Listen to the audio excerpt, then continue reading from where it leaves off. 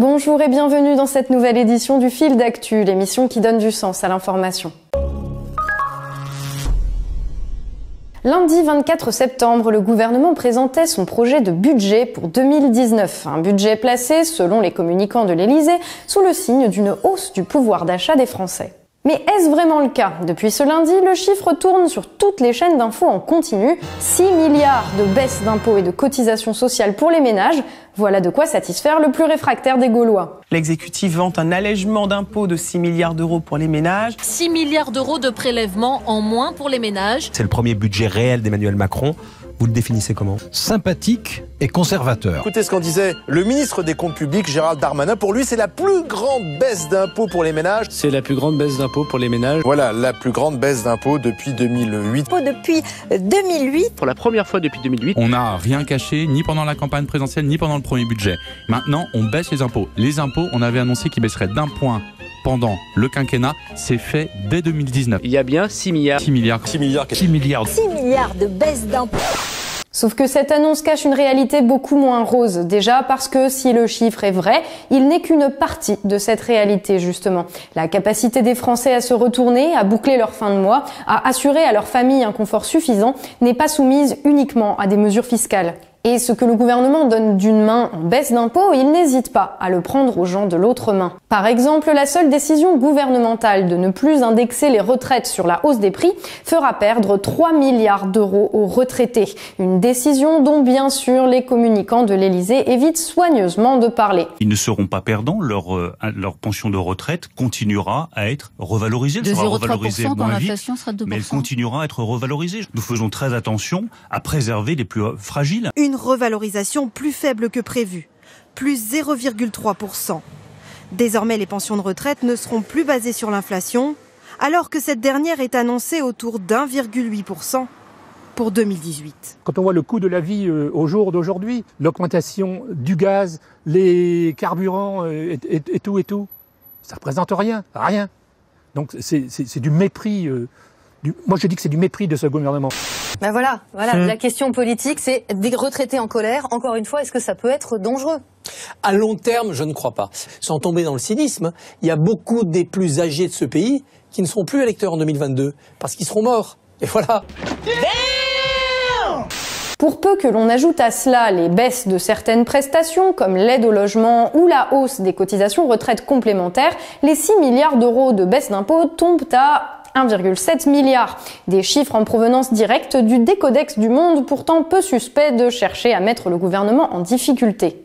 Alors il y a une différence qui est finalement assez simple, c'est que ce qu'annonce le président de la République, c'est uniquement les baisses de fiscalité. Ouais. Or si vous regardez l'ensemble des mesures qui impactent le budget des ménages, il y a aussi des mesures sur les prestations sociales. Et par exemple la hausse des taux de cotisation des régimes complémentaires, Agirc-Arrco, et ça va représenter 1,8 milliard. Alors c'est pas une décision gouvernementale, mais ça va jouer sur le pouvoir d'achat des ménages. Si vous enlevez ça, vous arrivez au final à 1,7. Ouais. Mais surtout, se limiter à une telle bataille de chiffres serait une erreur. Pour rappel, l'impôt, c'est ce qui permet aux structures de l'État de fonctionner. Et si aujourd'hui, beaucoup de gens en ont après les impôts, taxes et autres cotisations sociales, c'est peut-être avant tout parce qu'ils ont l'impression que cet argent est mal utilisé, gaspillé, ou qu'ils se demandent où il peut bien partir. Ce budget 2019 n'échappe pas à la règle. Il y a 2 semaines, Emmanuel Macron présentait le retour à l'emploi comme la priorité de son plan contre la pauvreté. Moi, je ne veux pas qu'on fasse un plan pour que les gens pauvres vivent mieux pauvres. Je veux qu'on leur donne le choix et la possibilité, parce qu'ils le veulent, de ne plus l'être.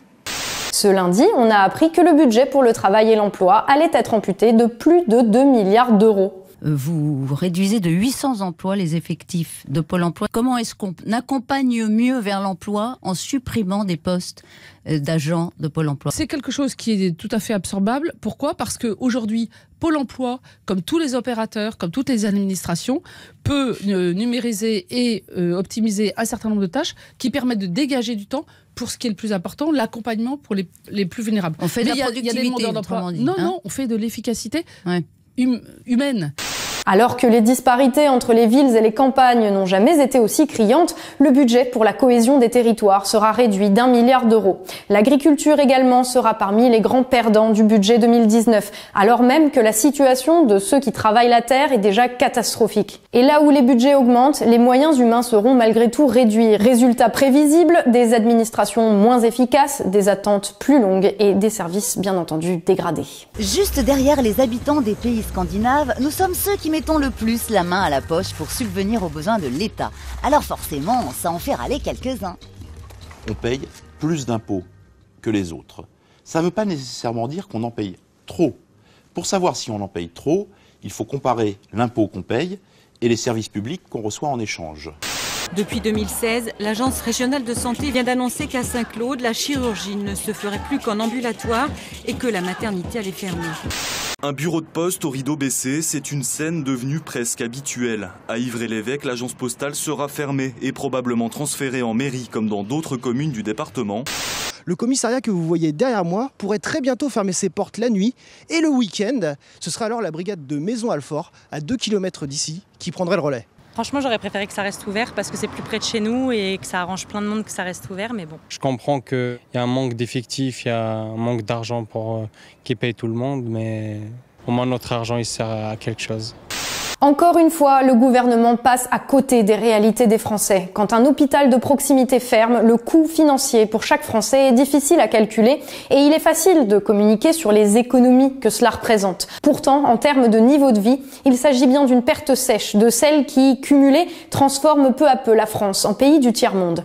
Au final, ce budget 2019 est révélateur d'un dysfonctionnement majeur au sommet de l'État. Un gouvernement responsable se fixerait d'abord des objectifs clairs, une vision, afin de reconstruire sur le long terme un pays répondant aux besoins de ses habitants. Puis userait des leviers en sa possession, comme le budget, pour répondre à ces objectifs. Mais nous avons ici un gouvernement du fake, de l'hypercommunication, dénué de projet national et obnubilé par son image, plus occupé à nous convaincre et à se convaincre que tout va bien qu'à améliorer réellement les choses. Cette situation ne pourra pas durer indéfiniment et il faudra bien, un jour, que quelqu'un s'attelle à le reconstruire, ce pays.